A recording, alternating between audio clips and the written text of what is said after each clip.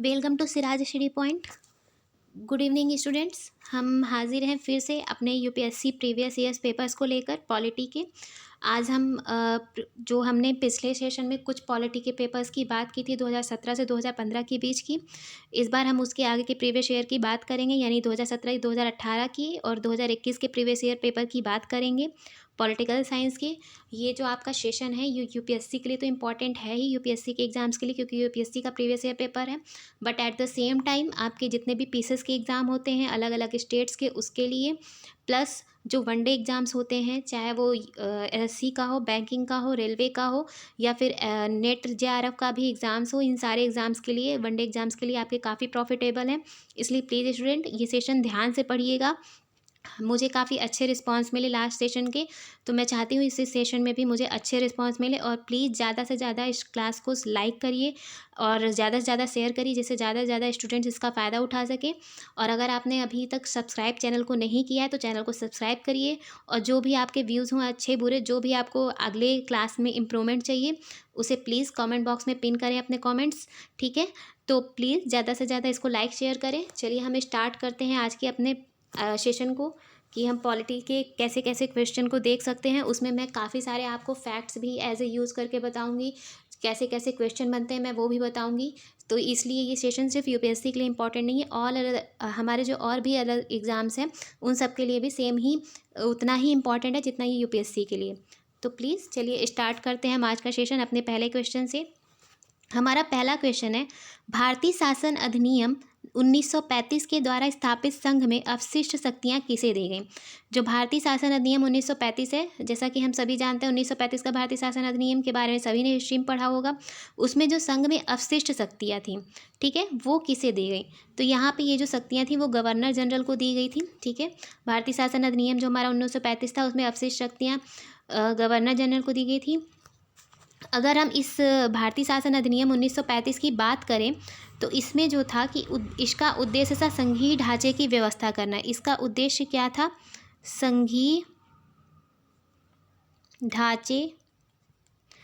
ढांचे की व्यवस्था करना, यानी एक संघ का निर्माण करना, अखिल भारतीय संघ का निर्माण करना, अखिल भारतीय संघ की स्थापना करना। क्या?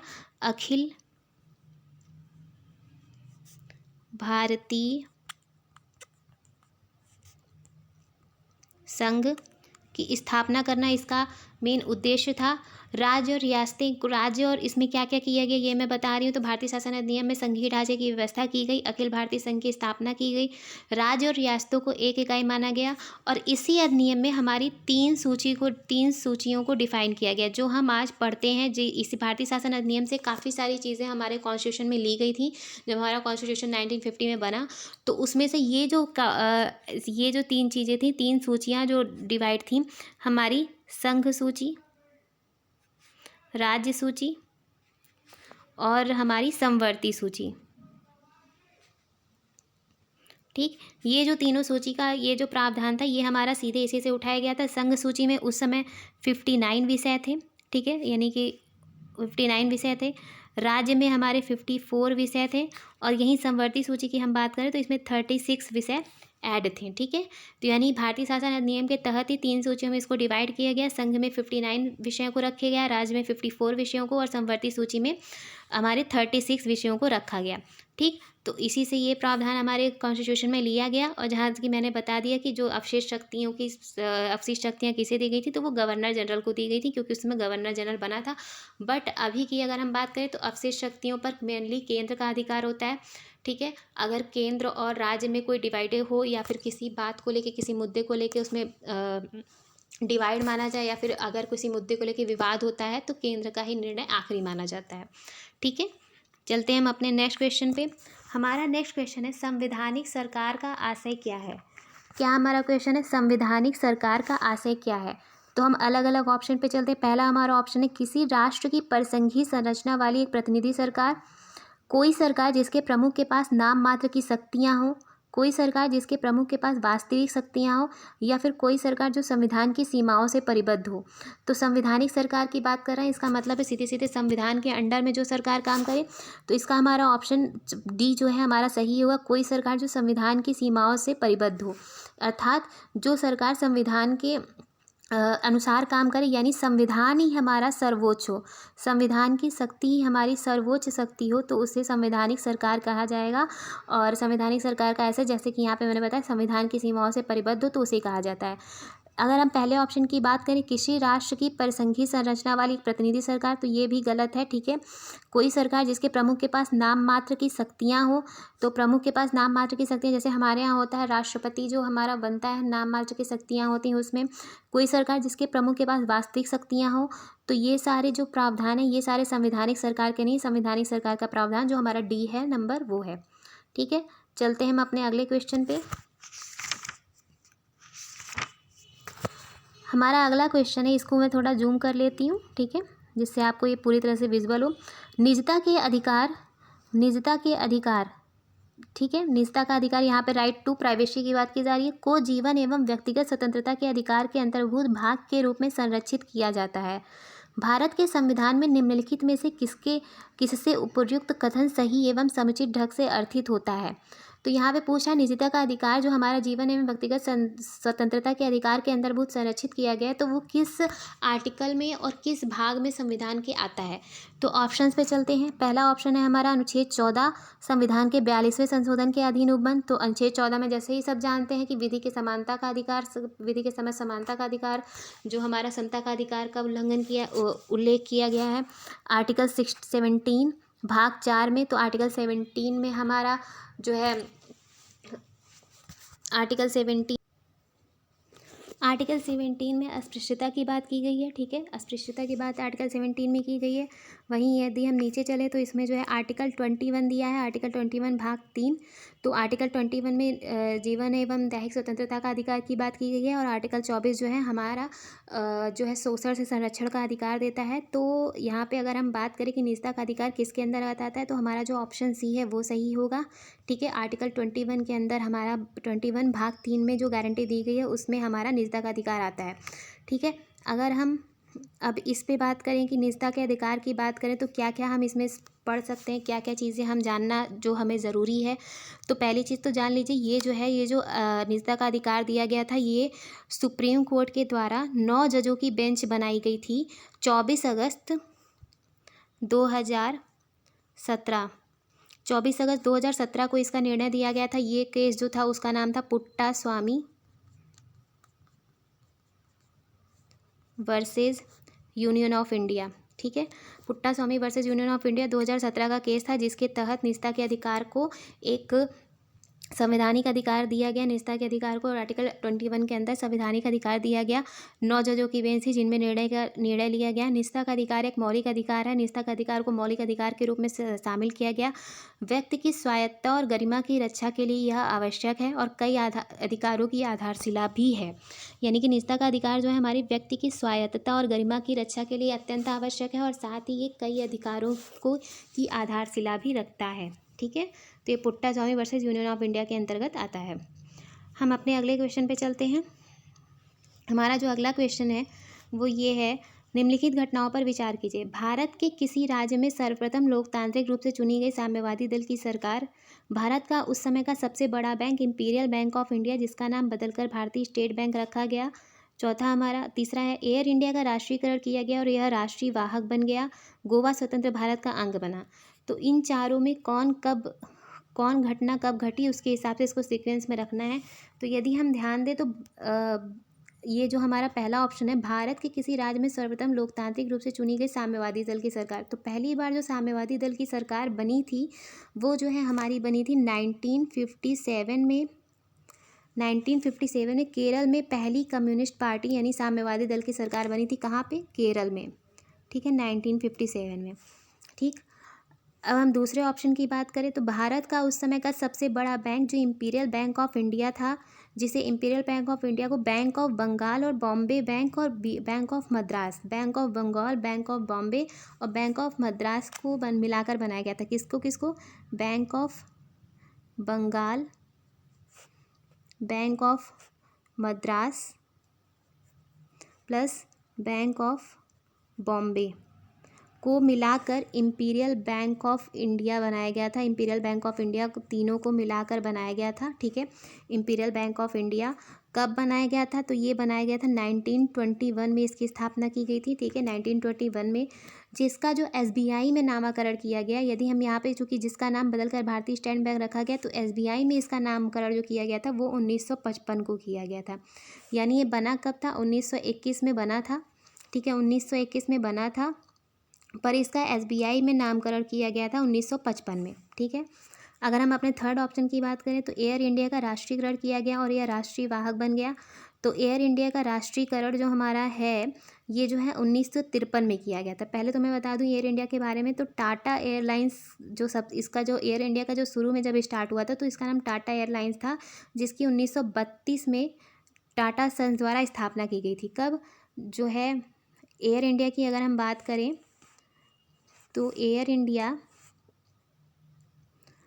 का पहले जो नाम था वो था टाटा एयरलाइंस। टाटा एयरलाइंस के रूप में इसकी स्थापना की गई थी। टाटा एयरलाइंस इसका नाम था। टाटा सन्स द्वारा इसकी स्थापना की गई थी।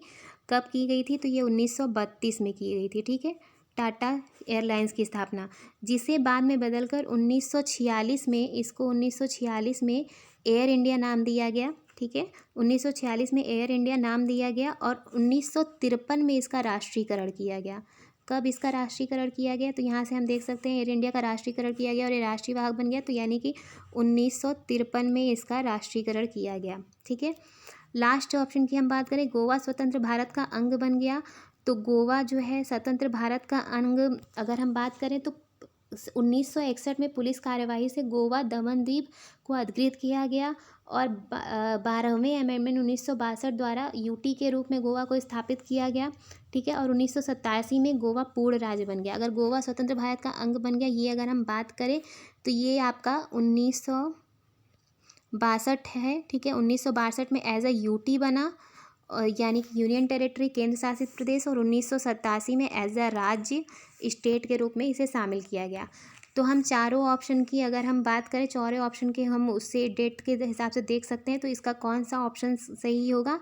ऑप्शन नंबर बी, ठीक है। इसका 3, 2, 1, 4 जो हमारा टाइम पीरियड जो समझ में आ रहा है उस हिसाब से 3, 2, 1 फिर 4, यहाँ पे 1953 सबसे पहले, फिर 1955, फिर 1957, फिर 1962 या 87 दोनों में से जो भी लेंगे, तो 3, 2, 1, 4 यानी हमारा ऑप्शन नंबर बी यहाँ पे सही है, ठीक है, हमारा ऑप्शन नंबर बी यहाँ पे सही है। चलते हैं हम अपने नेक्स्ट क्वेश्चन पे। तो हमारा नेक्स्ट क्वेश्चन है, यदि भारत का राष्ट्रपति संविधान के अनुच्छेद 356 के अधीन तथा उपबंधित अपनी शक्तियों का किसी विशेष राज्य के संबंध में प्रयोग करता है तो ऑप्शंस हैं, उस राज्य की विधानसभा स्वतः भंग हो जाती है, उस राज्य के विधानमंडल की शक्तियां संसद द्वारा या उसके प्राधिकार के अधीन प्रयोज्य होंगी। तीसरा ऑप्शन है, उस राज्य में अनुच्छेद 19 निलंबित हो जाता है, और हमारा लास्ट ऑप्शन है, राष्ट्रपति उस राज्य से संबंधित विधियां बना सकता है। तो इसका जो हमारा कौन सा ऑप्शन सही होगा? ऑप्शन नंबर बी हमारा सही होगा। यहाँ पे आर्टिकल 356 की बात की जा रही है, यानी राष्ट्रपति शासन की। पहले ही मैं बता दूं, जैसा मैंने लास्ट सेशन में भी आपको बताया था, हमारे जो संविधान में राष्ट्रपति शासन जैसा कोई भी वर्ड यूज़ नहीं किया गया है। राज्य में संवैधानिक तंत्र की विफलता, ये सारे वर्ड यूज़ किए गए हैं, राष्ट्रपति शासन कहीं वर्ड नहीं यूज़ किया गया है। तो अगर ऐसा कोई क्वेश्चन आता है कि राष्ट्रपति शासन कहाँ लिखा है, संविधान में लिखा है क्या नहीं, तो उसमें ये ऑप्शन गलत होगा। दूसरी चीज़, आर्टिकल 356 राष्ट्रपति शासन दो तरीके से लगाया जाता है, एक तो आर्टिकल 356 के अकॉर्डिंग, एक आर्टिकल 365 के अकॉर्डिंग, ठीक है। 356 के अकॉर्डिंग अगर लगाया जाता है तो तब लगाया जाता है जब संवैधानिक उपबंध के आधार पर राज्य कार्य नहीं करता है, यानी कि संविधान के आधार पर राज्य अगर कार्य नहीं कर रहा है तो वो 356 काम करता है। बट अगर हम 365 की बात करें तो 365 तब लगाया जाता है जब जो केंद्र द्वारा कोई दिया गया कार्य राज्य इम्प्लीमेंट ना कर पा रहा हो, यानी केंद्र ने कोई कार्य दिया राज्य को पर राज्य उस पर काम नहीं कर पा रहा है, यानी कि माना जाएगा कि राज्य अपने कामों को ठीक से नहीं कर रहा है, तो वहाँ पे आर्टिकल 365 के तहत भी राष्ट्रपति शासन लगाया जा सकता है, ठीक है। अब हमने राष्ट्रपति शासन की बात की, तो यहाँ पे अधीन तथा उपबंधी अपनी शक्तियों को किसी विशेष राज्य के संबंध में प्रयोग करता है, अगर राष्ट्रपति शासन लगता है तो क्या होता है? तो उस राज्य की विधानसभा स्वतः भंग हो जाती है? नहीं, विधानसभा भंग नहीं होती है। उस राज्य के विधानमंडल की शक्तियाँ संसद द्वारा या उसके प्राधिकार के अधीन प्रयोग होंगी, ये ऑप्शन हमारा सही है। यानी कि यदि संसद चाहे तो विधानमंडल के जो भी काम है, जो भी उसमें जो निर्णय लेने हैं या फिर कोई अगर कानून बनाना है तो उसको वो बना सकता है। उस राज्य में अनुच्छेद 19 निलंबित हो जाता है? तो ऐसा नहीं है, अनुच्छेद 19 निलंबित होता है यदि हमारा मतलब यानी यदि हमारा आपातकाल लगाया जाता है, जो हमारा आर्टिकल 352 के तहत, ठीक है, 352 के तहत। और अगर 358 आर्टिकल काम करता है, तब जो है हमारा ये लगाया जाता है कि तभी हमारा जो है 19 निलंबित होता है। राष्ट्रपति उस राज्य से संबंधित विधियां बना सकता है? तो ऐसा नहीं है, राष्ट्रपति नहीं, इवन संसद बनाती है। ठीक है, तो यहाँ पे क्या क्या हमने देखा, राज्य के विधानमंडल शक्तियाँ संसद द्वारा कार्यरत होती हैं। ठीक है, संविधान उपबंध के आधार पर राज्य अगर कार्यरत नहीं करता है तो 356 के तहत उसमें राष्ट्रपति शासन लगाया जाता है। राज्यपाल, अगर राष्ट्रपति शासन लगाना है तो राज्यपाल इसकी सूचना राष्ट्रपति को देता है। यानी कि अगर संवैधानिक तंत्र के हिसाब से काम नहीं कर रहा है राज्य, तो राज्यपाल का ये उत्तरदायित्व बनता है कि राज्यपाल जो है राष्ट्रपति को इस चीज़ की सूचना दे। विधानसभा भंग नहीं होती है, बल्कि विधान परिषद भंग होता है। ठीक है, यहाँ पे जो बात की जा रही है विधानसभा भंग हो जाती है, तो विधानसभा भंग नहीं होती, इवन विधान परिषद भंग हो जाती है। यही अगर सेंट्रल की हम बात करें तो सेंट्रल में जैसे हम बात करें तो मंत्रिपरिषद भंग होगी। इसी तरह इसमें अगर बात करें तो विधानसभा भंग होगी, विधान परिषद भंग होगी। ठीक है, और आर्टिकल 365 के तहत सेंट्रल गवर्नमेंट द्वारा किए गए कार्य नहीं कर पाएगी अगर, तो उसमें राष्ट्रपति शासन लगाया जा सकता है। संसद राज्य के लिए विधान बनाने की शक्ति राष्ट्रपति को या किसी अन्य प्राधिकारी को प्रयोजित कर सकता है। संसद जो है, जैसे यहाँ पे लिखा है कि उस राज्य में संबंधित विधियाँ राष्ट्रपति बना सकता है, तो ऐसा जरूरी नहीं है। ये संसद के अधिकार क्षेत्र में आता है कि वो विधान बनाने की शक्ति राष्ट्रपति को दे या फिर किसी अन्य प्राधिकारी को प्रयोजित करे। ठीक है, तो ये हमने समझा राष्ट्रपति शासन के बारे में। चलते हैं हम अपने अगले क्वेश्चन की ओर। हमारा अगला क्वेश्चन है, इसको मैं पहले जूम कर लूँ। ठीक है, हमारा अगला क्वेश्चन है, निम्नलिखित में से किनको विधि के शासन के प्रमुख लक्षणों के रूप में माना जाता है? किनको विधि के शासन के प्रमुख लक्षणों के रूप में माना जाता है? तो शक्तियों का परिसीमन, विधि के समक्ष समता, सरकार के प्रति जन उत्तरदायित्व, स्वतंत्रता और नागरिक अधिकार। तो यहाँ पे अगर हम बात करें तो पहला सही होगा, क्योंकि शक्तियों का परिसीमन विधि के शासन के अंतर्गत आता है। विधि के समक्ष समता, ठीक है, ये हमारा भी उसके अंतर्गत आता है, आर्टिकल 14 के अंतर्गत, तो ये भी विधि का शासन है। सरकार के प्रति जन उत्तरदायित्व, ये गलत लिखा है, क्योंकि सरकार के प्रति लोगों का उत्तरदायित्व नहीं होता, जनता के प्रति सरकार का उत्तरदायित्व। तो क्योंकि जो सरकार चुनी जाती है वो जनता के द्वारा चुनी जाती है, इसका मतलब है कि जनता के प्रति सरकार का उत्तरदायित्व होगा, ना कि सरकार के प्रति जनता का उत्तरदायित्व। तो ये हमारा ऑप्शन गलत हो जाता है। लास्ट हमारा ऑप्शन है स्वतंत्रता और नागरिक अधिकार। तो ये भी सही है, स्वतंत्रता प्राप्त होनी चाहिए और नागरिकों के अधिकार जैसे फंडामेंटल राइट्स, फंडामेंटल ड्यूटी, ये सब भी प्राप्त होने चाहिए। तो ये सारी चीज़ें विधि के शासन के अंतर्गत आती हैं, यानी कि हमारा ऑप्शन नंबर सी सही है। ठीक है, इसका सीधा सा मतलब है विधि के शासन का कि कोई भी व्यक्ति विधि से ऊपर नहीं है, कोई भी व्यक्ति विधि से ऊपर नहीं है। ठीक है, कोई भी व्यक्ति विधि से ऊपर नहीं है। संविधान सर्वोच्च है और विधि की सर्वोच्चता है, यानी कि विधि ही सबसे सर्वोच्च है और संविधान भी सर्वोच्च है और विधि का शासन ही सबसे सर्वोच्च है। ठीक है, let's move to the next question. निम्नलिखित कथनों पर विचार कीजिए। विधानसभा की अध्यक्ष यदि विधानसभा का सदस्य नहीं रहता है तो वह अपना पद रिक्त कर देगा। ठीक है, हमारा अगला ऑप्शन है, जब कभी विधानसभा का विघटन किया जाता है तो अध्यक्ष अपने पद को तुरंत रिक्त कर देगा या देगी। ऑप्शन में से कौन सा सही है? ठीक है, हमारा क्या है ऑप्शन, कौन सा सही है? तो इसमें ध्यान देने वाली बात है, विधानसभा का अध्यक्ष यदि विधानसभा का सदस्य नहीं रहता है तो वो अपना पद रिक्त कर देगा। तो ये हमारा ऑप्शन 1 सही है। ठीक है, क्योंकि सीधी सी बात है, मैं बता दूं यदि इसके बारे में, तो आर्टिकल 179 में लिखा है कि विधानसभा का अध्यक्ष पद के बारे में लिखा है। किसमें? आर्टिकल 179 में जो विधानसभा का अध्यक्ष पद होगा, यानी विधानसभा का स्पीकर होगा, उसके बारे में डिटेल्स दी हैं कि विधानसभा का जो अध्यक्ष होगा वो अपना पद रिक्त कर देगा यदि वो अपना पद रिक्त कर देगा यदि विधानसभा का वो सदस्य नहीं रहता। यदि विधानसभा का सदस्य नहीं रहेगा तो वो अपना पद रिक्त कर देगा, और जो अपना पद वो रिक्त करेगा वो किसको अपना मतलब त्याग पत्र देगा, वो उपाध्यक्ष को अपना त्याग पत्र देता है। ठीक है, यानी स्पीकर जो है, जो अध्यक्ष है, वो उपाध्यक्ष को त्याग पत्र देगा यदि विधानसभा अध्यक्ष यदि विधानसभा का सदस्य नहीं रहता है तो। ये हमारा आर्टिकल 179 बताता है। और अगर हम अपने दूसरे ऑप्शन पे चलें, जब कभी विधानसभा का विघटन किया जाता है तो अध्यक्ष अपने पद को तुरंत रिक्त कर देता है। नहीं, जब भी विधानसभा का विघटन होता है तो विधानसभा के तत्कालीन समस्त सदस्य बहुमत से, यदि पहली चीज़ तो हाँ, यहाँ पे मैं बता दूं कि अगर विधानसभा का जो अध्यक्ष होता है वो कैसे अपने पद से हटता है, तो विधानसभा के तत्कालीन जो उस समय समस्त सदस्य उनके बहुमत के से ही वो हटेगा। 14 दिन पहले उसको पूर्व सूचना दी जाती है अध्यक्ष को, पहली चीज़, और उसके बाद समस्त जितने भी लोग हैं समस्त सदस्य के बहुमत से वो हटेगा। दूसरी चीज़, अगर विधानसभा का विघटन हो जाता है तब भी अध्यक्ष तुरंत अपने पद को रिक्त तब तक नहीं करता जब तक जो अगली विधानसभा की जो पहली अधिवेशन होता है वो तब तक अध्यक्ष पद का रिक्त नहीं करता। यानी कि जो अगली विधानसभा आएगी, जैसे कोई पार्टी हार गई, जैसे मान लीजिए अभी जो हमारे स्पीकर हैं बीजेपी के स्पीकर हैं, अगर ऐसा हो कि अगली जो हमारे इलेक्शन होने वाला है यूपी में उसमें बीजेपी की जगह कोई और पार्टी सत्ता में आ जाए, तो अध्यक्ष तुरंत अपने पद से इस्तीफा नहीं देगा, नहीं रिक्त करेगा जब तक कि जो अगली विधानसभा, अगली जो सरकार बन रही है उसका जो प्रथम अधिवेशन होगा उसमें कोई नया स्पीकर ना चुन लिया जाए। यानी कि नए स्पीकर के चुनने तक जो हमारा पुराना स्पीकर है वो कार्य करेगा, चाहे विधानसभा में उसकी सरकार हो या ना हो। ठीक है, तो इसीलिए हमारा ऑप्शन 2 गलत है। और अगर विधानसभा के अध्यक्ष को हटाया जाता है तो वो समस्त सदस्यों के बहुमत से हटाया जाता है, उसके लिए उसको 14 दिन पूर्व सूचना देनी होती है। ठीक है, आई होप आपको यह क्वेश्चन समझ में आया हो। प्लीज़ गाइज, अगर आपको ये सेशन अच्छा लग रहा है तो प्लीज़ सेशन को लाइक करिए और ज़्यादा से ज़्यादा शेयर करिए, और अगर आपने सब्सक्राइब नहीं किया है तो सब्सक्राइब करिए। प्लीज़ कंजूसी मत करिए, शेयर तो ज़रूर करिए प्लीज़। चलते हैं हम अपने नेक्स्ट क्वेश्चन पे।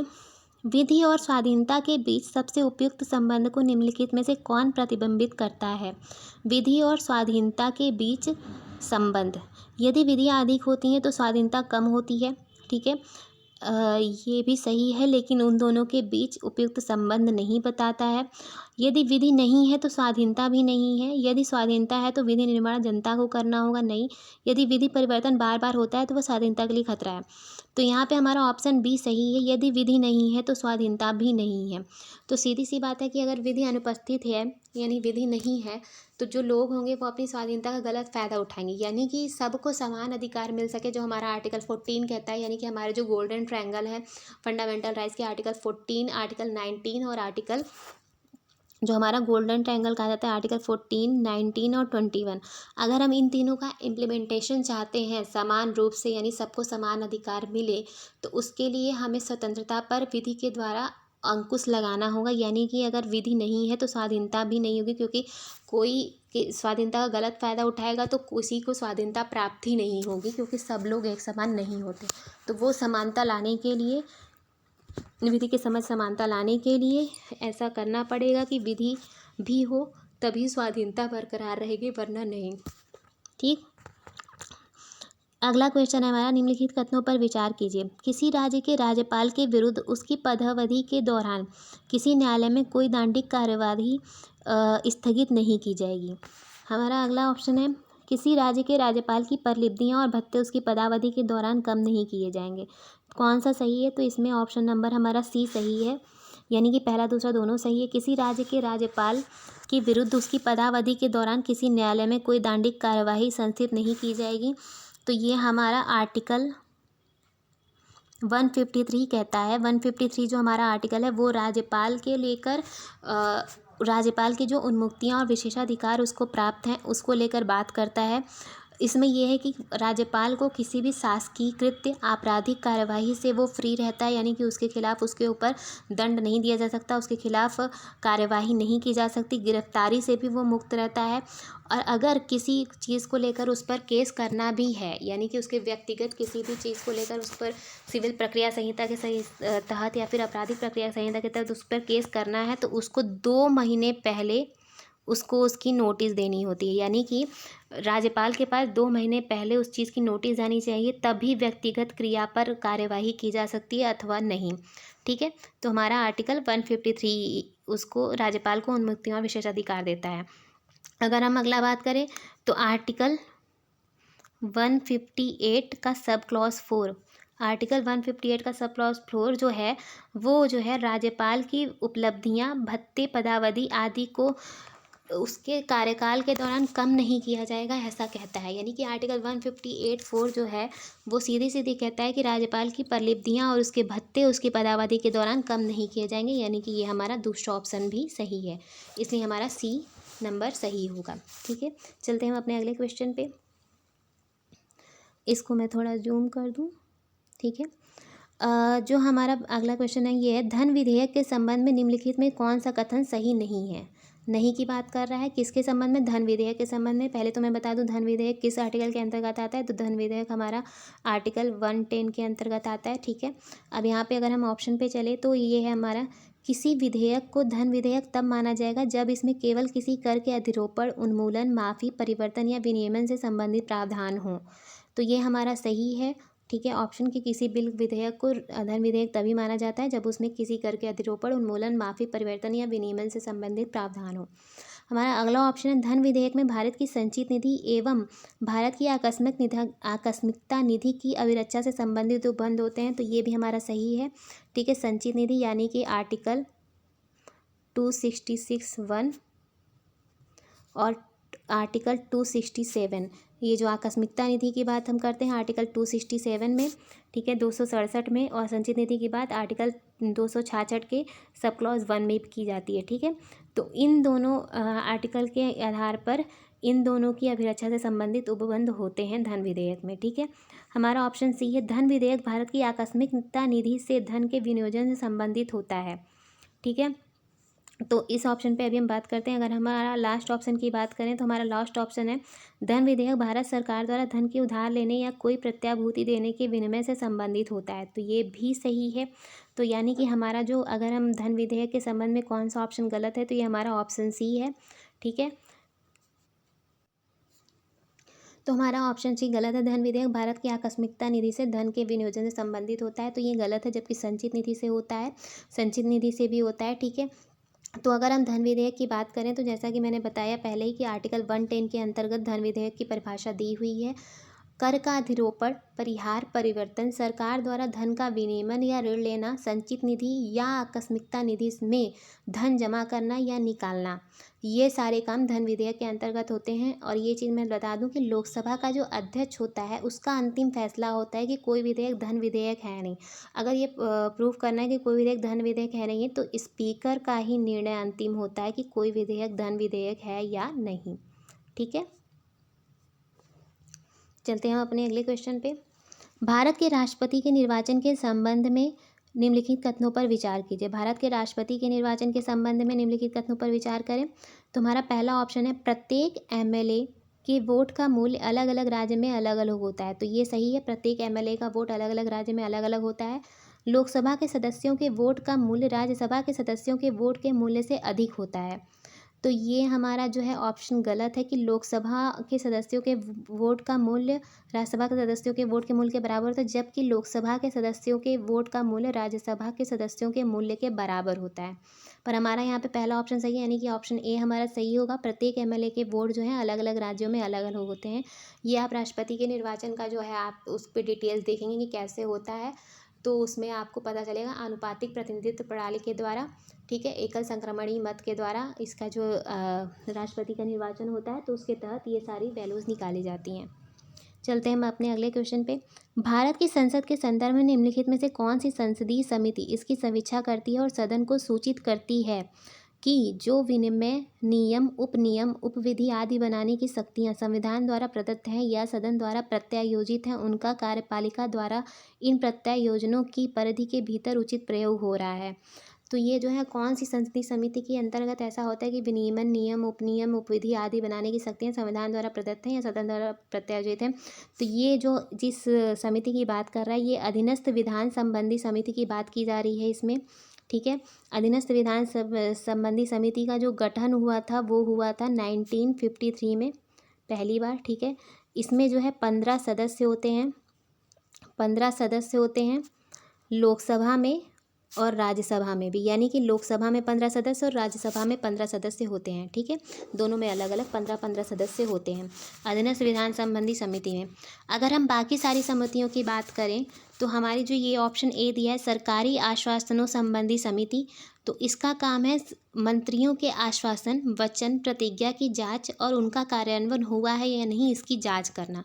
यानी कि क्या, मंत्रियों के आश्वासन, वचन, प्रतिज्ञा की जांच करना और उनका कार्यान्वयन हुआ है या नहीं इसकी जांच करना। हमारी जो नियम समिति है, नियम समिति जो है सदन की कार्यवाही तथा संचालन पर विचार करती है, ठीक है। नियम समिति सदन की कार्यवाही तथा संचालन पर विचार करती है।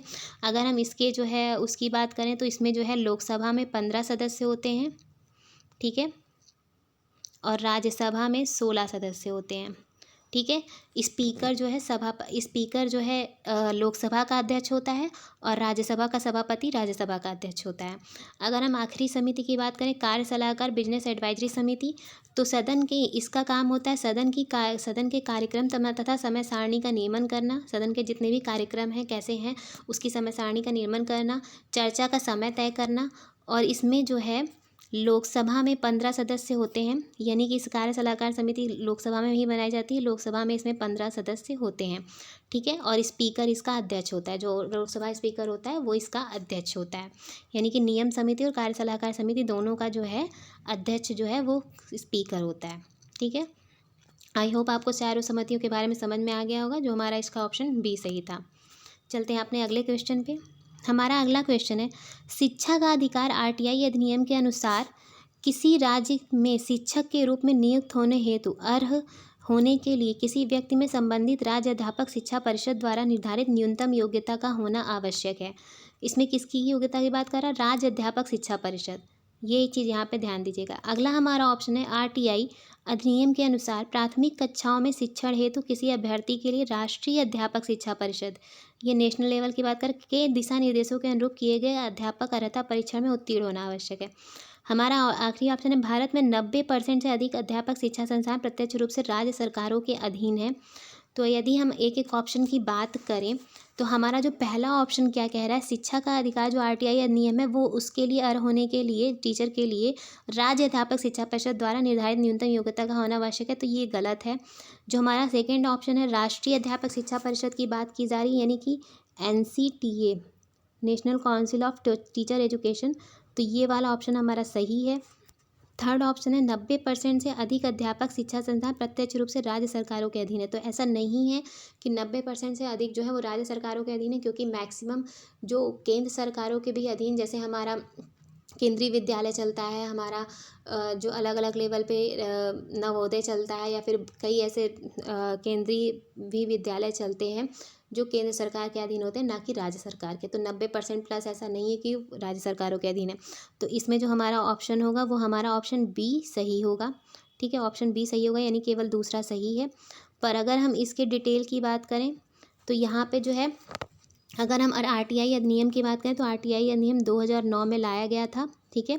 आरटीआई अधिनियम 2009 में लाया गया था, जिसमें 6 से 14 वर्ष के बच्चों को निःशुल्क और अनिवार्य शिक्षा देने की बात की गई थी। किन बच्चों को?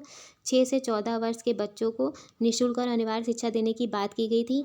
इसे जो है 2010 अप्रैल में लागू किया गया था, 2010 अप्रैल से लागू किया गया था। आरटीई अधिनियम जो राइट टू एजुकेशन अधिनियम 2009 है, उसकी धारा 23 आरटीई एक्ट जो है हमारा 2009 की धारा 23 उसका सब क्लॉज 1, 23 सब क्लॉज 1 के अंतर्गत NCTE national council of teacher education, जो यहाँ पे बात कर रहा है राष्ट्रीय अध्यापक शिक्षा परिषद, की पात्रता पास करना आवश्यक है शिक्षकों द्वारा, उसका उल्लेख किया गया कि आरटीई अधिनियम 2009 के अंतर्गत जो हमारी धारा 23 सब क्लॉज 1 है, उसके अंतर्गत कहा गया कि एनसीटीई जो पात्रता परीक्षा होती है उसको अध्यापकों द्वारा शिक्षकों द्वारा पास करना आवश्यक है। ठीक है, तो यानी कि ऑप्शन 2 हमारा सही है, बाकी ऑप्शंस हमारे गलत हैं। चलते हैं हम अपने अगले क्वेश्चन पे। हमारा अगला क्वेश्चन है, निम्नलिखित कथनों पर विचार कीजिए। भारत की संसद किसी कानून विशेष को भारत के संविधान की 9वीं अनुसूची में डाल सकती है। ठीक है, तो ये सही है कि भारत की संसद जो होती है उसके अधिकार में होता है किसी कानून विशेष को संविधान की 9वीं अनुसूची में डालना। हमारा अगला ऑप्शन है, 9वीं अनुसूची में डाले गए किसी कानून की वैधता का परीक्षण किसी न्यायालय द्वारा नहीं किया जा सकता एवं उसके ऊपर कोई निर्णय भी नहीं किया जा सकता। तो हमारा ऑप्शन ए केवल सही होगा, हमारा दूसरा ऑप्शन गलत है, क्योंकि जैसा कि आप सभी जानते हैं कि कोई भी ऐसी चीज़ अभी करंट में नहीं है, ऐसा पहले था, बट अभी प्रेजेंट टाइम की अगर हम बात करें तो कोई भी ऐसी सूची, कोई भी ऐसा कॉन्स्टिट्यूशन का अमेंडमेंट, कोई भी ऐसा संविधान का आर्टिकल, कोई ऐसा नहीं है जिसमें जो है अगर उसको इम्प्लीमेंट किया जाए तो न्यायालय द्वारा उस पर क्वेश्चन नहीं किया जा सकता अगर वो संविधान के आधारभूत ढांचे के खिलाफ है। जैसा कि मैंने बताया था कि जो आधारभूत ढांचे के अंतर्गत जो चीज़ें आती हैं 13-14, जैसे पंथ निरपेक्षता, हमारी सामाजिकता, केंद्र और राज्य में अंतर्राष्ट्रीय संबंध, ये सारी चीज़ें जो हमारी आती हैं कि मंत्रिपरिषद लोकसभा के प्रति उत्तरदायी होगी, ये सारी चीज़ें जो हमारी आधारभूत ढांचे की अगर हम बात करते हैं तो आज वो आधारभूत ढांचे की एक्सप्लेनेशन केशवानंद भारतीवाद में जो सुप्रीम कोर्ट ने की थी, उसके अंतर्गत केशवानंदन भारतीवाद में जो की थी 1973 में, उसके अंतर्गत आधारभूत ढांचे के खिलाफ कोई भी चीज़ आती है तो उस पर सुप्रीम कोर्ट अपना प्रश्नवाचक चिन्ह लगा सकती है, यानी उस पर काम कर सकती है, जुडिशियल रिव्यू कर सकती है। इसलिए 9वीं अनुसूची में डाले गए कानून की वैधता का परीक्षण भी न्यायालय कर सकती है, ऐसा नहीं है कि वो नहीं कर सकती, जुडिशियल रिव्यू वो कर सकती है।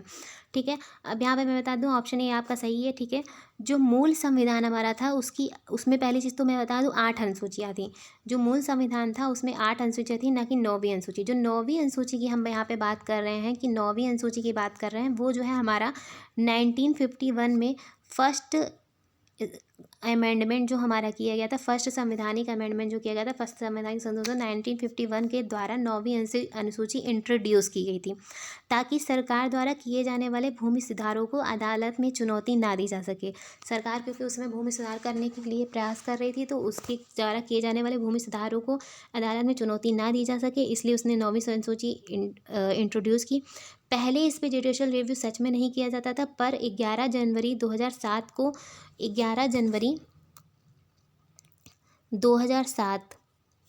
को 9 सदस्यीय पीठ, यानी कि 9 जजों की जो संवैधानिक पीठ बैठी थी, उसने जो है 9वीं अनुसूची में कानून को चुनौती देने के लिए पॉसिबल बनाया कि फंडामेंटल राइट के उल्लंघन पर यदि अगर फंडामेंटल राइट का उल्लंघन होता है, आधारभूत ढांचे का उल्लंघन होता है, तो सुप्रीम कोर्ट उस पर जुडिशियल रिव्यू कर सकती है, 9वीं अनुसूची पर भी कर सकती है। ये कब लाया गया? 2007 में।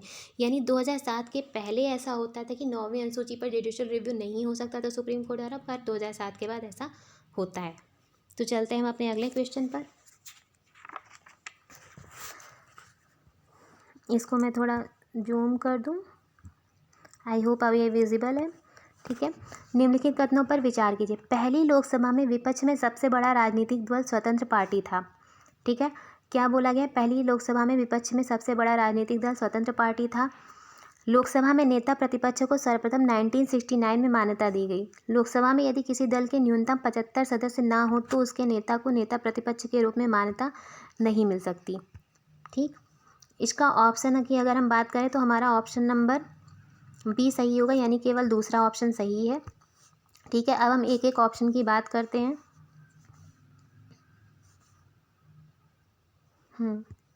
हम एक एक ऑप्शन की बात करते हैं।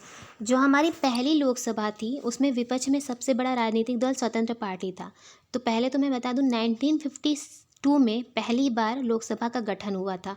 ठीक है, 1952 अगर हम लोकसभा के गठन की बात करें तो 1952 में पहली बार लोकसभा का गठन किया गया था। पहली लोकसभा में कोई भी विपक्ष की पार्टी नहीं थी। ठीक है, पहली लोकसभा में कोई भी विपक्ष नहीं था, सबसे बड़ा राजनीतिक दल जो है कांग्रेस बनकर उभरा था और कांग्रेस के ही सभी सदस्य थे मैक्सिमम, तो कोई भी विपक्ष की पार्टी नहीं थी। 1969 में पहली बार ऐसा हुआ, ये जो 1969 दिया है, 1969 में पहली बार विपक्ष को मान्यता दी गई, यानी नेता प्रतिपक्ष को सर्वप्रथम 1969 में मान्यता दी गई, यानी हमारा ऑप्शन 2 सही है। ठीक है। विपक्ष के लिए पार्टी सदस्य कुल सदस्यों का जैसे यहाँ पे दिया है, तो पहली लोकसभा में विपक्ष में सबसे बड़ा राजनीतिक दल स्वतंत्र पार्टी था, तो विपक्ष में कोई दल ही नहीं था, तो ये ऑप्शन पहले ही गलत हो जाता है, क्योंकि विपक्ष में कोई दल नहीं था। सबसे बड़ी राजनीतिक पार्टी कांग्रेस ही 1952 में पहला लोकसभा का गठन हुआ था। दूसरा जो है नेता प्रतिपक्ष को सर्वप्रथम 1969 में मान्यता दी गई, तो ये सही है, 1969 में पहली बार मान्यता दी गई। लोकसभा में यदि किसी दल के न्यूनतम 75 सदस्य ना हो तो उसके नेता को नेता प्रतिपक्ष के रूप में मान्यता नहीं मिल सकती। तो यहाँ पे मैं बता दूं कि लोकसभा के विपक्ष के लिए पार्टी सदस्य कुल सदस्यों का 10% होना चाहिए, यानी कि 10 के करीब, यानी कि टोटल अगर हम माने लोकसभा में अगर हमारे 550 सदस्य होते हैं तो 550 का 1/10वां भाग, यानी कि 1/10वां भाग, यानी लगभग 55 सदस्य होने चाहिए न्यूनतम विपक्ष में पार्टी बनाने के लिए। इसी तरह अगर हम राज्यसभा की बात करें तो राज्यसभा में 250 टोटल सदस्य बटे 10, तो राज्यसभा में लगभग 25 सदस्य होने चाहिए, यानी कि जो हमारी किसी दल के न्यूनतम 55 सदस्य हों लोकसभा में और राज्यसभा में 25 सदस्य हों, तो उसके नेता को नेता प्रतिपक्ष के रूप में मान्यता मिल सकती है, यानी कि 13 भी हमारा गलत है, 75 नहीं, मिनिमम 55 सदस्य होने चाहिए। ठीक है। तो आई होप आपको ये क्वेश्चन समझ में आया हो कि क्या क्या चीज़ें थी, क्या क्या उसमें डिटेल्स देने लायक थी और क्या क्या मुद्दे थे। ठीक, चलते हम अपने अगले क्वेश्चन पे। राष्ट्रीय हरित अधिकरण एनजीटी किस प्रकार केंद्रीय प्रदूषण नियंत्रण बोर्ड सीपीसीबी से भिन्न है। अब यहाँ पे बता रहा है एनजीटी का गठन एक अधिनियम द्वारा किया गया है, जबकि सीपीसीबी का गठन सरकार के कार्यपालक आदेश द्वारा किया गया है। ठीक है, पहला ऑप्शन है। दूसरा, एनजीटी पर्यावरणीय न्याय उपलब्ध कराता है और उच्चतर न्यायालयों में मुकदमे के भार को कम करने में सहायता करता है, जबकि सीपीसीबी झरनों और कुओं की सफाई को प्रोत्साहित करता है तथा देश में वायु की गुणवत्ता में सुधार लाने का लक्ष्य रखता है। कौन सा ऑप्शन सही है? केवल एक, केवल दो, सी है एक और दो दोनों, डी है ना तो एक ना तो दो। तो हमारा यहाँ पे ऑप्शन सी पहली चीज़ तो सही है, पहले मैं ये बता दूँ आपको। ठीक है, हमारा ऑप्शन सी सही है। अब कैसे सही है इस पर हम जाते हैं। तो एनजीटी का गठन एक अधिनियम द्वारा किया गया था, ये सही है। ठीक है, एनजीटी का जो गठन किया गया था, एनजीटी का गठन जो किया गया था वो एनजीटी एक्ट 2010 के द्वारा किया गया था। ठीक है, एनजीटी एक्ट यानी कि हमारा राष्ट्रीय हरित अधिकरण यानी कि नेशनल ग्रीन ट्रिब्यूनल एक्ट 2010 के द्वारा इसका गठन किया गया था। सीपीसीबी का गठन सरकार के कार्यपालक आदेश द्वारा किया गया था, ये भी सही है कि सीपीसीबी का गठन किसी एक्ट के द्वारा नहीं, सरकार के कार्यपालक आदेश द्वारा किया गया था। तो हमारा पहला ऑप्शन सही है। दूसरा ऑप्शन क्या है कि एनजीटी पर्यावरणीय न्याय उपलब्ध कराता है, ये सही है क्योंकि ये नेचुरल जस्टिस के सिद्धांत पर काम करता है। ठीक है, नेचुरल जस्टिस के सिद्धांत पर काम करता है और पर्यावरणीय न्याय उपलब्ध कराता है। इसी के बजाय और उच्चतर न्यायालयों में मुकदमे के भार को कम करता है, क्योंकि जो पर्यावरण संबंधी जो भी विवाद होते हैं या फिर पर्यावरण संबंधी जो भी मुद्दे होते हैं, मुकदमे होते हैं, उनको एनजीटी में लाया जाता है, तो ऑब्वियसली वो उच्चतर न्यायालय सुप्रीम कोर्ट के मुकदमों के भार को कम करता है। जबकि जो सीपीसीबी काम करता है, सीपीसीबी झरनों और कुओं की सफाई को प्रोत्साहित करता है तथा देश में वायु की गुणवत्ता में सुधार लाने का प्रयास करता है, ये भी सही है। ठीक है, वो वायु की गुणवत्ता सुधारने के लिए और झरनों और कुओं की सफाई को प्रोत्साहित करने के लिए काम करता है। ठीक है, तो हमारे दोनों ऑप्शन सही हैं। चलते हैं हम अपने अगले क्वेश्चन पे। यूनिसेफ द्वारा 21 फरवरी को अंतर्राष्ट्रीय मातृभाषा दिवस घोषित किया गया है। ठीक है, तो अब अगला ऑप्शन हम देखते हैं। पाकिस्तान की संविधान सभा में यह मांग रखी गई थी कि राष्ट्रभाषाओं में बंगला को भी सम्मिलित किया जाए। तो यहाँ पे हमारा ऑप्शन बी सही है, यानी कि हमारा दूसरा ऑप्शन सही है। अब कैसे सही है ये हम देखते हैं। तो पहले हम ऑप्शन बी पर चलते हैं कि पाकिस्तान की संविधान सभा में जो है ये पाकिस्तान की संविधान सभा की बात की जा रही है, तो ये ईस्ट पाकिस्तान की बात की जा रही है। पहली चीज़ तो मैं बता दूं कि ये ईस्ट पाकिस्तान की बात की जा रही है, क्योंकि ये तब की बात है जब ईस्ट पाकिस्तान और जो हमारा वेस्टर्न पाकिस्तान था, वेस्टर्न पाकिस्तान जो हमारा पश्चिमी पाकिस्तान और पूर्वी पाकिस्तान, यानी जो पूर्वी पाकिस्तान अभी करंट में हमारा बांग्लादेश है। ठीक है, ये दोनों जब एक हुआ करता था तो ईस्ट पाकिस्तान के, चूँकि ईस्ट पाकिस्तान भी उसमें ऐड था, तो उस समय बांग्ला को राष्ट्रभाषा में बांग्ला को भी सम्मिलित करने की मांग की गई थी। किसके द्वारा? जो धीरेन्द्र नाथ दत्त द्वारा। किसके द्वारा? धीरेन्द्र नाथ दत्ता द्वारा, धीरेन्द्र नाथ दत्ता द्वारा ये मांग की गई थी कि जो है संविधान सभा में बांग्ला को भी ऐड किया जाए, संविधान सभा में राष्ट्रभाषा के रूप में बांग्ला को भी ऐड किया जाए। ठीक है, पहली चीज़। अगर हम पहले ऑप्शन की बात करें तो यूनिसेफ जो है अंतर्राष्ट्रीय मातृभाषा दिवस डिक्लेयर किया गया था। पहली चीज़ तो अंतर्राष्ट्रीय मातृभाषा दिवस यूनिसेफ के द्वारा डिक्लेयर किया गया था 23 फेब 1948 को। ठीक है, 23 फेब 1948 को उर्दू और इंग्लिश लैंग्वेज। ठीक है, तो यहाँ पे क्या था हमारा ऑप्शन, हाँ कौन सा सही है, यूनिसेफ द्वारा 21 फरवरी को अंतर्राष्ट्रीय मातृभाषा दिवस घोषित किया गया था। तो नहीं, ये जो है यूनिसेफ जो हमारी अंतर्राष्ट्रीय मातृभाषा दिवस मनाई जाती है वो 21 फरवरी को ही मनाया जाता है, ये इतना सही है। बट ये जो घोषित किया गया था ये यूनिसेफ के द्वारा नहीं, यूनेस्को द्वारा किया गया था। ठीक है, ये जो है यूनेस्को द्वारा किया गया था, ना कि यूनिसेफ के द्वारा, इसलिए ये ऑप्शन गलत है हमारा। पहला ऑप्शन गलत है और दूसरा ऑप्शन हमारा सही है। ठीक है, चलते हैं हम अपने अगले क्वेश्चन पे। हमारा अगला क्वेश्चन है, भारतीय संविधान के अंतर्गत धन का केंद्रीकरण किसका उल्लंघन करता है। तो भारतीय संविधान के अंतर्गत धन का केंद्रीकरण किसका उल्लंघन करता है। तो हमारा ऑप्शन पहला है समता का अधिकार, दूसरा है राज्य का नीति निदेशक तत्व यानी DPSP, तीसरा है स्वतंत्रता का अधिकार और चौथा है कल्याण की अधिकार अवधारणा। तो हमारा ऑप्शन नंबर बी सही होगा, राज्य का नीति निदेशक तत्व का ये उल्लंघन करता है। ठीक है, अगर हम DPSP की बात करें तो ये भाग 4 में है। ठीक है, DPSP हमारा भाग 4 में ऐड है, आर्टिकल 36 से 51 के बीच में, आर्टिकल 36 से 51 के बीच में राज्य के नीति निदेशक तत्व के बारे में उल्लंघन किया गया है। धन का केंद्रीकरण किसका उल्लंघन करता है। तो ये उल्लंघन करता है राज्य के नीति निदेशक तत्व का। ठीक है, चलते हैं हम अपने अगले क्वेश्चन पे। भारत में संपत्ति के अधिकार की क्या स्थिति है। तो यह विधिक अधिकार है जो केवल नागरिकों को प्राप्त है, यह विधिक अधिकार है जो किसी भी व्यक्ति को प्राप्त है, यह मूल अधिकार है जो केवल नागरिकों को प्राप्त है, यह न तो मूल अधिकार है ना ही विधिक अधिकार है। तो संपत्ति के अधिकार की अगर हम बात करें, संपत्ति का अधिकार पहले जो है आर्टिकल 31 में डिफाइन था। ठीक है, आर्टिकल 31 जो हमारा आर्टिकल 31 था और 19(1)(f) इन दोनों में डिफाइन था। तो पहले ये फंडामेंटल राइट होता था, तो लेकिन अब इसको बाद में 44th अमेंडमेंट द्वारा 44th अमेंडमेंट 1978 के द्वारा इसको हटा दिया गया था, फंडामेंटल राइट से हटाकर इसको विधिक अधिकार कर दिया गया, जो आर्टिकल 300A में है, भाग 12। ठीक, यानी कि पहले जो है ये आर्टिकल 31 में था, 19(1)(f) में था, जिसके कारण ये फंडामेंटल राइट था। बट इसे 44th अमेंडमेंट 1978 के द्वारा इसे हटा के एक विधिक अधिकार कर दिया गया, भाग 12 के अंतर्गत 300A आर्टिकल है। ठीक है, तो यानी कि ये मूल अधिकार तो है नहीं, ये भी गलत है, ना ही तो मूल अधिकार ना ही विधिक अधिकार, ये एक विधिक अधिकार है जो केवल नागरिकों को प्राप्त है, ये गलत है। ये एक विधिक अधिकार है जो किसी भी व्यक्ति को प्राप्त है, यानी संपत्ति का अधिकार एक विधिक अधिकार है जो किसी भी व्यक्ति को प्राप्त है। 26 जनवरी 1950 को भारत की वास्तविक संवैधानिक स्थिति क्या थी। 26 जनवरी 1950 यानी कि जब संविधान बना, संविधान लागू हुआ, तो उस समय भारत की एग्जैक्ट स्थिति क्या थी। लोकतंत्रात्मक गणराज्य, संपूर्ण प्रभुत्व संपन्न लोकतांत्रिक गणराज्य, संपूर्ण प्रभुत्व संपन्न पंथनिरपेक्ष लोकतंत्रात्मक गणराज्य, संपूर्ण प्रभुत्व संपन्न समाजवादी पंथनिरपेक्ष लोकतांत्रिक गणराज्य। तो इसका ऑप्शन बी सही है। ठीक है, इसका ऑप्शन बी सही है, संपूर्ण प्रभुत्व संपन्न लोकतंत्रात्मक गणराज्य। ठीक है, 26 जनवरी 1950 को जो हमारी प्रस्तावना थी, प्रस्तावना में संपूर्ण प्रभुत्व संपन्न लोकतंत्रात्मक गणराज्य लिखा है, जिसे बाद में 42nd अमेंडमेंट 1976 के द्वारा इसमें 3 वर्ड जोड़े गए। कौन कौन से, अखंडता, पंथनिरपेक्षता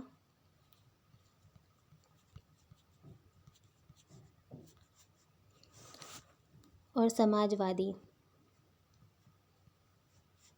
3 शब्द जोड़ेंगे, क्या, अखंडता, पंथनिरपेक्षता और समाजवादी, 3 शब्द जोड़ेंगे, जिसके बाद ये हो गया संपूर्ण प्रभुत्व संपन्न समाजवादी पंथनिरपेक्ष लोकतांत्रिक गणराज्य। यानी कि ये जो अभी करंट में है, जो हमारी प्रस्तावना है उसमें ये लिखा है, पर जो हमारा ये लिखा गया है प्रस्तावना में जो हमारी करंट में है, पर जब ये संविधान लागू हुआ था 26 जनवरी 1950 को, तो जो ऑप्शन बी है केवल उतना लिखा था, यानी कि ये अखंडता, पंथनिरपेक्षता, समाजवादी शब्द जोड़ा नहीं गया था। ठीक है, चलते हैं हम अपने अगले क्वेश्चन पे। भारत के संदर्भ में हल्बी, हो, कुई पद किससे संबंधित है? तो यहाँ पे बात करते हैं, हमारा पहला ऑप्शन पश्चिमोत्तर भारत का नृत्य रूप, बी है वाद्य यंत्र, सी है प्रागैतिहासिक गुफा चित्रकला, डी है जनजातीय भाषा। तो हल्बी, हो और कुई ये जनजातीय भाषा है, ठीक है। अगर हम बात करें तो ये जनजातीय भाषा कहाँ की है, तो ये उड़ीसी ट्राइबल भाषा है। उड़ीसा के क्षेत्र में जो ट्राइबल्स रहते हैं उनकी ट्राइबल भाषा है, ठीक है। जिसमें जो है अगर हम बात करें तो ये 3 प्रकार की है, ठीक है। पहला क्या है, ऑस्ट्रो एशियाटिक, दूसरा है द्रविड़ और तीसरी है इंडो आर्यन, ठीक है। पहली है ऑस्ट्रो एशियाटिक, जो हमारी हो भाषा है, हो वो ऑस्ट्रो एशियाटिक है, ठीक है। ऑस्ट्रो एशियाटिक है हो भाषा। अगर हम द्रविड़ में बात करें, द्रविड़ जो हमारी है वो कुई भाषा द्रविड़ है, ठीक है। कुई भाषा हमारी द्रविड़ है। और जो हमारी इंडो आर्यन बात करें तो इंडो आर्यन भाषा हल्बी है, ठीक है। यानी तीनों भाषा जो है उड़ीसी ट्राइबल भाषा है। और तीनों कौन कौन सी, ये मैंने बता दिया कि ऑस्ट्रो एशियाटिक, द्रविड़ और तीसरा इंडो आर्यंस, ठीक। और तीनों में कौन कौन सी किसकी है। हमारा अगला क्वेश्चन है, निम्नलिखित कथनों पर विचार कीजिए। शहर का अधिकार एक सम्मत मानव अधिकार है तथा इस संबंध में संयुक्त राष्ट्र हैबिटेट प्रत्येक देश द्वारा की गई प्रतिबद्धताओं को मॉनिटर करता है, ठीक। हमारा अगला क्वेश्चन अगला है, शहर का अधिकार शहर के प्रत्येक निवासी को शहर में सार्वजनिक स्थानों को वापस लेने एवं सार्वजनिक सहभागिता का अधिकार देता है। तीसरा है, शहर का अधिकार का आशय यह है कि राज्य शहर की अनाधिकृत बस्तियों को किसी भी लोक सेवा तथा सुविधा से वंचित नहीं कर सकता। तो इसमें हमारा ऑप्शन कौन सा सही होगा, तो इसमें हमारा ऑप्शन सी सही है, यानी कि पहला दूसरा हमारा सही है। क्या है, शहर का अधिकार जो है, हम शहर का अधिकार यानी कि जो है राइट टू द सिटी, ठीक है। यहाँ पे हम किसकी बात कर रहे हैं, शहर का अधिकार जो है right to the city, right to the city.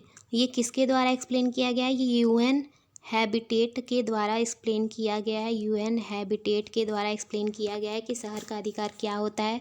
तो यहाँ पे अगर हम पहले ऑप्शन की बात करें तो शहर का अधिकार जो है एक सम्मत मानव अधिकार है तथा इस संबंध में संयुक्त राष्ट्र हैबिटेट, वही जो मैंने कहा यूएन हैबिटेट, प्रत्येक देश द्वारा की गई प्रतिबद्धताओं को मॉनिटर करता है। तो ये ऑप्शन हमारा सही है। दूसरा, शहर का अधिकार शहर के प्रत्येक निवासी को शहर में सार्वजनिक स्थानों को वापस लेने, रिक्लेम करने एवं सार्वजनिक सहभागिता का अधिकार देता है। तो ये भी हमारा सही है ऑप्शन सी। शहर का अधिकार का आशय यह है कि राज्य शहर के अनाधिकृत बस्तियों को किसी भी लोक सेवा अथवा सुविधा से वंचित नहीं कर सकता। तो ये गलत है। राज्य जो है अनाधिकृत बस्तियाँ यानी कि जो अधिकृत नहीं है, अगर किसी गलत तरीके से क्लेम किया गया या फिर गलत तरीके से उस पर आधिपत्य किया गया है तो उसको सुविधा से वंचित कर सकता है, उनको हटा सकता है। तो ये कर सकता है क्योंकि वो अनाधिकृत बस्तियाँ हैं। अगर वो अधिकृत बस्तियाँ होती तब राज्य ऐसा नहीं कर सकता, बट चूँकि वो अनाधिकृत बस्तियाँ हैं, इसमें दिया गया है कि अनाधिकृत हैं यानी कि इलीगल है, तो उन पर कार्यवाही की जा सकती है। तो हमारा तीसरा ऑप्शन गलत है, ठीक है। तो हमारा पहला दूसरा ऑप्शन सही है, सी यानी हमारा सही आंसर है। चलते हैं अपने अगले क्वेश्चन पे। भारत के संदर्भ में निम्नलिखित कथनों पर विचार कीजिए। न्यायिक हिरासत का अर्थ है अभियुक्त संबंधित मजिस्ट्रेट की हिरासत में है और ऐसे अभियुक्त को पुलिस स्टेशन के हवालात में रखा जाता है, ना कि जेल में, ठीक। हमारा ऑप्शन दूसरा है, न्यायिक हिरासत के दौरान मामले के प्रभारी पुलिस अधिकारी न्यायालय की अनुमति के बिना संदिग्ध व्यक्ति से पूछताछ नहीं कर सकते। तो हमारा इसमें ऑप्शन बी पहली चीज़ तो सही होगा, ठीक है। अब मैं बता दूं, न्यायिक हिरासत की बात अगर की जा रही है तो न्यायिक हिरासत का अर्थ है कि अभियुक्त संबंधित मजिस्ट्रेट की हिरासत में है और ऐसे अभियुक्त को पुलिस स्टेशन के हवालात में रखा जाता है, ना कि जेल में। तो ये गलत है। जेल में बंद किया जाता है, ना कि पुलिस स्टेशन के हवालात में, ठीक है। न्यायिक हिरासत का अर्थ ये है कि जो अभियुक्त होता है संबंधित मजिस्ट्रेट की हिरासत में है और ऐसे अभियुक्त को जेल में बंद किया जाता है, ना कि पुलिस स्टेशन के हवालात में। तो पहला ऑप्शन हमारा गलत है। न्यायिक हिरासत के दौरान मामलों के प्रभारी पुलिस अधिकारी न्यायालय की अनुमति के बिना संदिग्ध व्यक्ति से पूछताछ नहीं कर सकते। तो यह सही है, न्यायालय की अनुमति आवश्यक है, न्यायालय की अनुमति के बिना पूछताछ नहीं की जा सकती। तो हमारा ऑप्शन बी सही है। चलते हैं अपने नेक्स्ट क्वेश्चन पे। भारत के संदर्भ में निम्नलिखित कथनों पर विचार कीजिए। जब एक कैदी पर्याप्त आधार प्रस्तुत करता है तो ऐसे कैदी को पेरोल मना नहीं किया जा सकता क्योंकि वह उसके अधिकार का मामला बन जाता है। तो ये गलत है, क्योंकि जब कोई कैदी भले ही आधार प्रस्तुत कर रहा है पर उसको उसके पेरोल को मना किया जा सकता है अगर वो खतरनाक कैदी हो या फिर किसी मतलब बड़े मुद्दे में हो। जैसे मान लीजिए कोई टेररिस्ट है, ठीक है, कोई टेररिस्ट है या फिर ऐसा है कोई साइको किलर है, कोई टेररिस्ट है, कोई बड़ा आतंकवादी है, कोई भी है ऐसा जिसकी वजह से समाज को नुकसान हो सकता है, किसी भी इंसान को नुकसान हो सकता है, किसी भी निर्दोष की मृत्यु हो सकती है या फिर उसको नुकसान पहुंच सकता है, तो ऐसे इंसान के मामले में पेरोल देने से मना किया जा सकता है। तो हमारा ऑप्शन एक गलत है। कैदी को पेरोल पर छोड़ने के लिए राज्य सरकारों के अपने नियम हैं। तो ये हमारा ऑप्शन बी सही है कि जो कैदी को पेरोल पर छोड़ने के लिए राज्य सरकारों के अपने नियम हैं। अगर हम इसकी बात करें तो ग्रांट ऑफ पेरोल जो मिलता है वो मिलता है प्रिजन एक्ट 1894 के तहत, 1900 के तहत, ठीक है। किसके तहत? जो प्रिजन एक्ट 1894 और 1900 1894 और 1900 के तहत, प्रिजन एक्ट 1894 और 1900 के तहत जो है पेरोल ग्रांट की जाती है। अलग अलग राज्य आपके में अलग अलग रूल है। जैसे यहाँ पे बात की जा रही कैदी को पेरोल पर छोड़ने के लिए राज्य सरकारों के अपने नियम है, तो ये सही है। अलग अलग राज्यों के अपने नियम है। जैसे अगर मैं एज ए एग्जाम्पल बात करूँ तो राजस्थान की अगर बात करें तो Rajasthan prisoners release on payroll rule 1958 है, ठीक है। Rajasthan prisoner release on payroll rule 1958 वहाँ पे काम करता है। यानी कि अलग अलग राज्यों के लिए अलग अलग नियम है और जो हमारा नियम बनता है वो प्रिजन एक्ट 1894 या 1900 दोनों के एक्ट हैं, उनके तहत पेरोल ग्रांट की जाती है, ठीक है। और अगर कोई खतरनाक कैदी है तो उसको पेरोल नहीं दी जा सकती, उसकी पेरोल कैंसिल की जा सकती है। नॉर्मल केस में राइट बनता है कि नॉर्मल केस में पेरोल दी जाएगी, ठीक है। चलते हैं हम अपने अगले क्वेश्चन पे।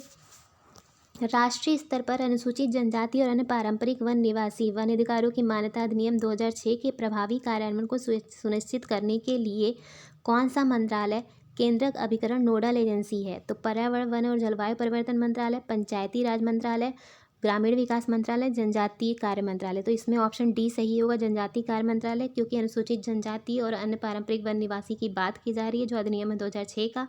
तो यदि हम उसकी बात करें तो ऑब्वियसली ये जनजातीय कार्य मंत्रालय के अंतर्गत आएगी, क्योंकि जनजातियों के निवास स्थान की बात की जा रही है, ठीक है। कानून को लागू करने के मामले में कोई विधान जो किसी कार्यपालक अथवा प्रशासनिक प्राधिकारी को निर्देशित एवं अनियंत्रित विवेकाधिकार देता है, भारत के संविधान के निम्नलिखित अनुच्छेदों में से किसका उल्लंघन करता है? कानून के लागू करने के मामले में कोई विधान जो कार्यपालक तथा प्रशासनिक अधिकारी को अनिर्देशित एवं अनियंत्रित विवेकाधिकार देता है। यहाँ पे विशेषाधिकार की बात की जा रही है, तो ये आर्टिकल 14 के खिलाफ है, ठीक है। क्योंकि आर्टिकल 14 क्या कहता है? विधि के समक्ष समता का अधिकार, ये हमारा आर्टिकल 14 कहता है। यानी इक्वल प्रोटेक्शन ऑफ लॉ, विधि के समक्ष समता का अधिकार यानी इक्वल प्रोटेक्शन ऑफ लॉ। पर अगर किसी प्रशासनिक अधिकारी को, कार्यपालक को, किसी सांसद को, किसी मंत्री को, किसी को भी विशेषाधिकार देता है, कोई भी कानून लागू करने वाला विशेषाधिकार देता है, तो भारत के संविधान के अनुच्छेद 14 के खिलाफ है। यदि हम विशेषाधिकार की बात करें तो हमारा विशेषाधिकार, जैसे हम संसद की अगर बात करें तो हमारे जो सांसद, जो हमारा लोकसभा या राज्यसभा की बात करें तो लोकसभा या राज्यसभा में जो विशेषाधिकार होता है वो आर्टिकल 105 के अंतर्गत आता है, ठीक है। और यही हम विधान परिषद की बात करें तो जो विशेषाधिकार वो आर्टिकल 194 के अंतर्गत आता है, ठीक है। 105 के अंतर्गत, 194 के अंदर। इसी तरह जो भी प्रशासनिक अधिकारी होते हैं उनके भी अपने अपने विशेषाधिकार होते हैं। जैसे जो भी सिविल सर्विसेज, उनको जो विशेषाधिकार मिलते हैं वो सिविल कोड लॉ के अकॉर्डिंग मिलते हैं, ठीक है। तो ऐसे ही सबके विशेषाधिकार एक डिफाइन है, वो भी उनके ज़रूरत के हिसाब से है, क्योंकि उनका काम ऐसा होता है। पर एट द सेम टाइम ये आर्टिकल 14 का उल्लंघन करते हैं। भारतीय राज्य व्यवस्था में निम्नलिखित में कौन सी अनिवार्य विशेषता है जो यह दर्शाती है कि उसका स्वरूप संघीय है? न्यायपालिका की स्वतंत्रता सुरक्षित है। संघ की विधायिका में संगठक इकाइयों के निर्वाचित प्रतिनिधि होते हैं। केंद्रीय मंत्रिमंडल में क्षेत्रीय पार्टियों के निर्वाचित प्रतिनिधि हो सकते हैं। मूल अधिकार न्यायालय द्वारा प्रवर्तनीय है।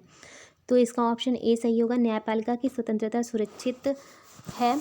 ठीक है, जो है भारतीय राज्य व्यवस्था में निम्नलिखित में से कौन सी अनिवार्य विशेषता है जो दर्शाती है उसका स्वरूप संघीय स्वरूप की अगर हम बात कर रहे हैं तो न्यायपालिका की स्वतंत्रता जो हमारी सुरक्षित है वो हमारा ऑप्शन ए बिलोंग करता है।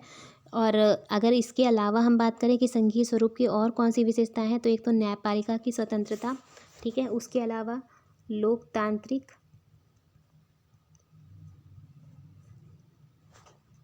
विकेंद्रीकरण,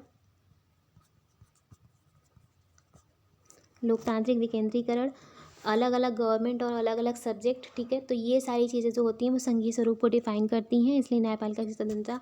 और यदि हम इसकी बात करें तो ये जो है न्यायपालिका की स्वतंत्रता हमारा यूएसए के संविधान से लिया गया है और यूएसए भी एक संघीय सरकार की डिनोट करता है। ठीक है, चलते हैं हम अपने अगले क्वेश्चन पे। निम्नलिखित में से कौन सा राज्य शब्द का सर्वोत्तम रूप से परिभाषित करता है? राज्य शब्द को सर्वोत्तम रूप से परिभाषित करता है व्यक्तियों का एक समुदाय जो बिना किसी बाह्य नियंत्रण के एक निश्चित भूभाग में स्थायी रूप से निवास करता है और जिसकी एक संगठित सरकार है। एक निश्चित भूभाग के राजनीतिक रूप से संगठित लोग जो स्वयं पर शासन करने, कानून एवं व्यवस्था को बनाए रखने, अपने नैसर्गिक अधिकारों की रक्षा करने तथा अपनी जीविका के साधनों को सुरक्षित रखने के अधिकार रखते हैं। ऑप्शन सी है बहुत से व्यक्ति जो एक निश्चित भूभाग में बहुत लंबे समय से अपनी सांस्कृतिक परंपरा एवं शासन व्यवस्था के साथ रहते आए हैं। ऑप्शन डी है एक निश्चित भूभाग में स्थायी रूप से रह रहा समाज जिसकी एक केंद्रीय प्राधिकारी तथा केंद्रीय प्राधिकारी के प्रति उत्तरदायी कार्यपालिका और एक स्वतंत्र न्यायपालिका है। तो इसमें ऑप्शन हमारा जो सही होगा यानी राज्य की परिभाषा का वो हमारा ऑप्शन ए होगा कि व्यक्तियों का एक समुदाय जो बिना किसी बाह्य नियंत्रण के एक निश्चित भूभाग में स्थायी रूप से निवास करता है और जिसका एक संगठित सरकार है।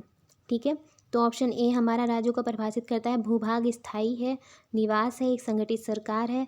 और अगर इसको डिनोशन की बात करें तो आर्टिकल 1 हमारा इस बात को डिफाइन करता है कि हाँ हमारा राज्य कैसा होगा। ठीक है, तो आर्टिकल 1 के अंतर्गत ये आता है कि राज्य की परिभाषा राज्य कैसा होगा। ठीक है, और आर्टिकल 36 भी एट द सेम टाइम करता है। चलते हैं हम अपने अगले क्वेश्चन पे। भारतीय न्यायपालिका के संदर्भ में निम्नलिखित कथनों पर विचार कीजिए। भारतीय न्यायपालिका के संदर्भ में निम्नलिखित कथनों पर विचार कीजिए। भारत के राष्ट्रपति की पूर्वानुमति से भारत के मुख्य न्यायमूर्ति द्वारा उच्चतम न्यायालय से सेवानिवृत्त किसी न्यायाधीश को उच्चतम न्यायालय के न्यायाधीश के पद पर बैठने और कार्य करने हेतु बुलाया जा सकता है। भारत में किसी भी उच्च न्यायालय को अपने निर्णय के पुनर्वलोकन की शक्ति प्राप्त है जैसा कि उच्चतम न्यायालय के पास है। तो इसका अगर हम ऑप्शन की बात करें तो इसमें ऑप्शन नंबर सी सही होगा। ठीक है, ऑप्शन नंबर सी सही होगा, यानी दोनों ऑप्शन हमारे सही हैं। ठीक है, अगर हम दोनों ऑप्शन की अलग अलग बात करें भारतीय न्यायपालिका के परिप्रेक्ष्य में तो ये होगा भारत के राष्ट्रपति की पूर्वानुमति से भारत के मुख्य न्यायमूर्ति द्वारा उच्चतम न्यायालय से सेवानिवृत्त किसी न्यायाधीश को उच्चतम न्यायालय के न्यायाधीश के पद पर बैठने और कार्य करने हेतु बुलाया जा सकता है। तो ये इसको तदर्थ न्यायाधीश कहते हैं। ठीक है, तदर्थ न्यायाधीश इसको कहते हैं जिसको बुलाया जाता है। ये जो है आर्टिकल 122 में डिफाइन किया गया है। ठीक है, आर्टिकल 122 के अंतर्गत 128 के अंतर्गत जो है तदर्थ न्यायाधीश की जो है डिमांड को रखा गया है और तदर्थ न्यायाधीश क्या होगा और कैसे उसको अपॉइंट किया जाएगा इसके बारे में एक आर्टिकल 128 में बताया गया है। दूसरे ऑप्शन की हम बात करें तो आर्टिकल 226 यानी 226 और आर्टिकल 137। 226 के अंतर्गत हाई कोर्ट, 137 के अंदर सुप्रीम कोर्ट, ये दोनों जो है आर्टिकल रिव्यू के अधिकार को देते हैं, यानी कि उच्च न्यायालय या फिर उच्चतम न्यायालय अपने निर्णयों का पुनरावलोकन कर सकता है यानी जुडिशियल रिव्यू कर सकता है। तो ये अथॉरिटी जो है उच्च न्यायालय और उच्चतम न्यायालय दोनों को प्राप्त है। उच्च न्यायालय को आर्टिकल 226 के तहत प्राप्त है तो वहीं सुप्रीम कोर्ट को यानी उच्चतम न्यायालय को 137 आर्टिकल के तहत ये अधिकार प्राप्त है, यानी दोनों के पास ये अधिकार है। और तदर्थ न्यायाधीश का जो हमारा वर्णन दिया गया है वो आर्टिकल 128 के तहत दिया गया है। भारत के संदर्भ में निम्नलिखित कथनों पर विचार कीजिए। भारत में केवल एक ही नागरिकता और एक ही अधिवास है।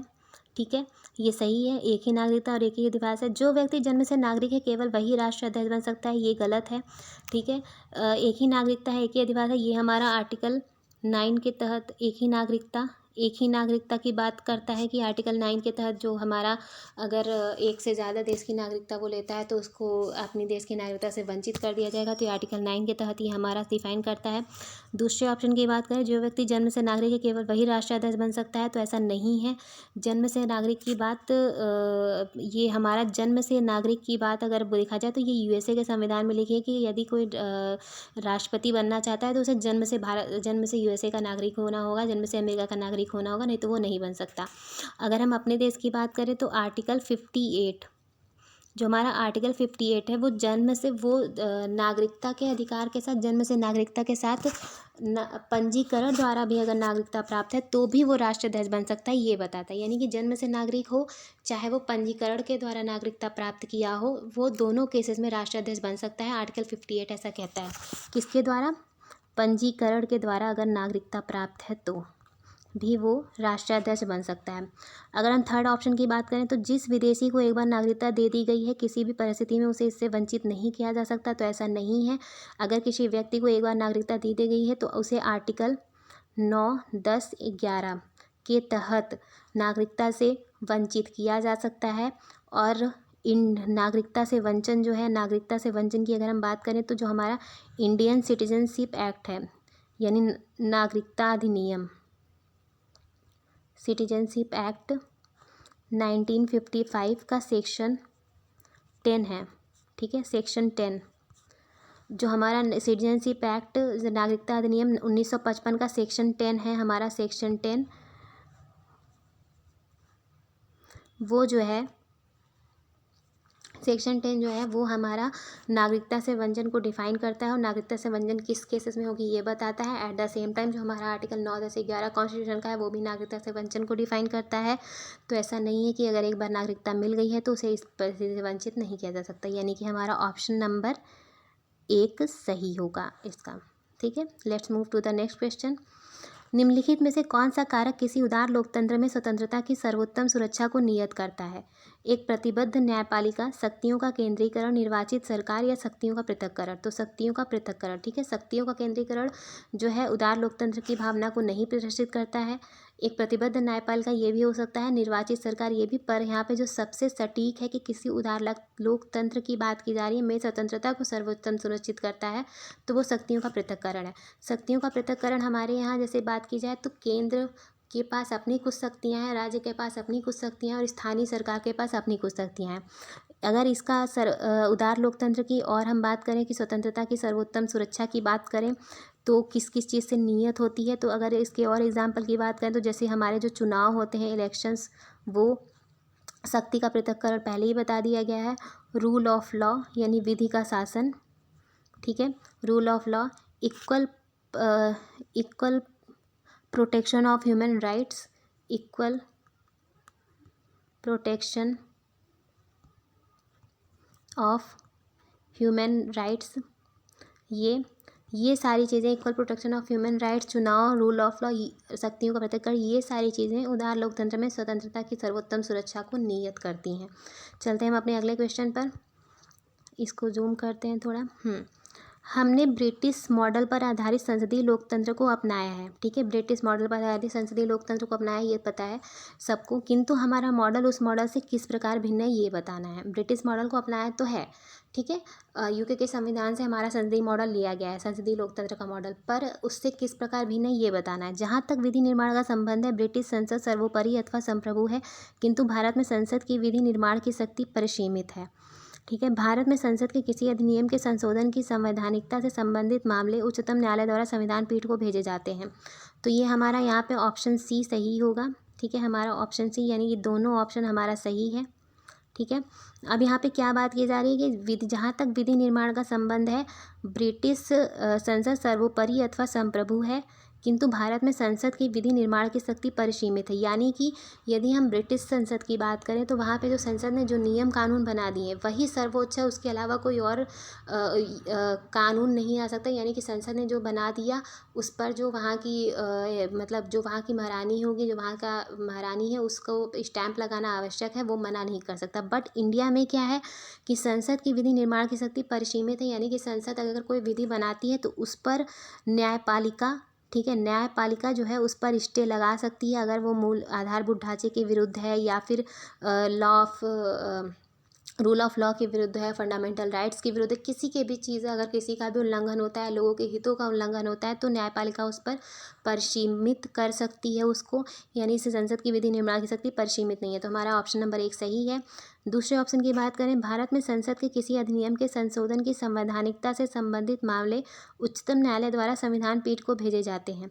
तो ये भी सही है। ये आर्टिकल 145 के सब क्लॉज 3 में लिखा गया है कि संसद के किसी अधिनियम के संशोधन की संवैधानिकता संबंधित मामले उच्चतम न्यायालय द्वारा संविधान पीठ को भेजे जाएंगे।